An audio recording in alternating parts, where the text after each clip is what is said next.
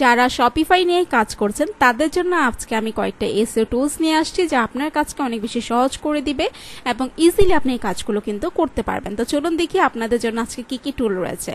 প্রথমেই হচ্ছে সেমরাশের কথা বলে শেষ করা যাবে না। এটা যেমনটা চিপ তেমনটা হচ্ছে এটার হচ্ছে অনেক বেশি সুবিধা আছে যেটা আমরা পেয়ে থাকি।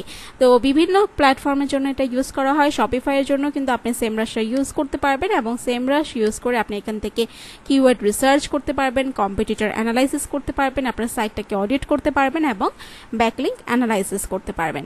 সেকেন্ড টুলটা হচ্ছে এইচরেফস, যেখানে সেমরাশ আসবে সেখানে এইচরেফস অটোমেটিক্যালি চলে আসবে, কিন্তু এইচরেফস এর ডিমান্ডটা একটু বেশি হওয়াতে এখন কিন্তু বর্তমানে এই সেমরাশের চাহিদাটা অনেক বেশি আছে। যে এইচরেফস যে কাজগুলো করে প্রায় সিমিলার পর্যায়ে কিন্তু সেমরাশও কাজগুলো করে থাকে। তো এরকম ভাবার কিছু নেই যে আমার হচ্ছে এইচরেফসি নিতে হবে অনেক টাকা দিয়ে, এমন না। যদি আপনি অ্যাফোর্ড করতে পারেন তাহলে অবশ্যই আপনি এইচরেফস নেবেন, কিন্তু যদি না পারেন কোনো কারণে তাহলে অবশ্যই আপনি সেমরাশটা চুজ করতে পারেন।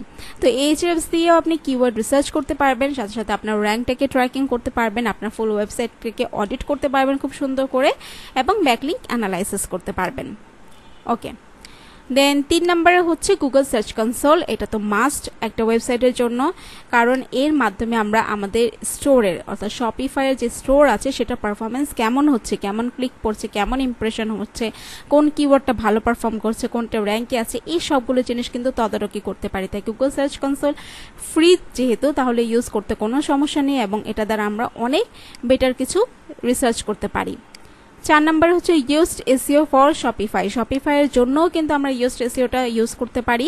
এটা দিয়ে আমরা কি করব, আমাদের স্টোরে যে কন্টেন্টগুলো আছে সেই কন্টেন্টগুলোকে অপটিমাইজ করে দিব, অন পেজ অপটিমাইজেশন করে দিব, যাতে করে আমাদের প্রোডাক্টগুলো বা আমাদের যে কন্টেন্টগুলো আছে সেগুলো র্যাঙ্কে থাকে এবং অবশ্যই এক্সএমএল সাইটম্যাপটাও কিন্তু আমরা এখান থেকে খুব ইজিলি জেনারেট করে সাবমিট করে দিতে পারবো।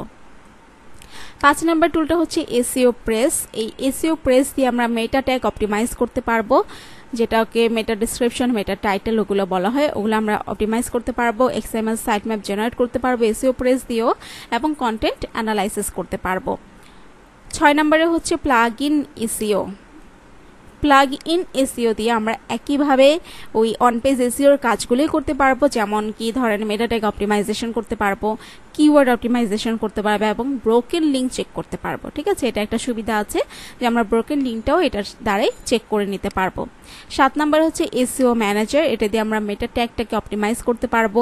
জেসন এলডি স্ট্রাকচার ডাটা সাপোর্ট করে এই এসইও ম্যানেজারটা, যেটা আমাদের অনেক ক্ষেত্রে টেকনিক্যাল এসইওর ক্ষেত্রে অনেক হেল্প লাগবে। হ্যাঁ, কারণ অনেক সময় দেখা যায় যে স্পিডের ক্ষেত্রে একটা ইস্যু দেখা যায়, সেই ইস্যুগুলো সলভ করতে হলে কিন্তু আমাদের জেসন এলডি স্ট্রাকচার ফাইলটা দরকার হয়, সেটা আমরা এসইও ম্যানেজার দিয়ে খুব সহজে কিন্তু এডিট করে নিতে পারবো এবং ইমেজ অপটিমাইজেশন করতে পারবো। কারণ ইমেজে যদি অপটিমাইজ করে আমরা না দেই তাহলে লোড স্পিডটা অনেক বেশি হয়ে যায়, মানে অনেক ডিলে করে লোডিং হতে ওয়েবসাইটটা, সেটা আমাদের ওয়েবসাইটের জন্য খুব খারাপ। এই কারণে আমাদের ইমেজটাকে অপটিমাইজ করে দিতে হবে, আমরা এসইও ম্যানেজার দ্বারা এটা করতে পারবো।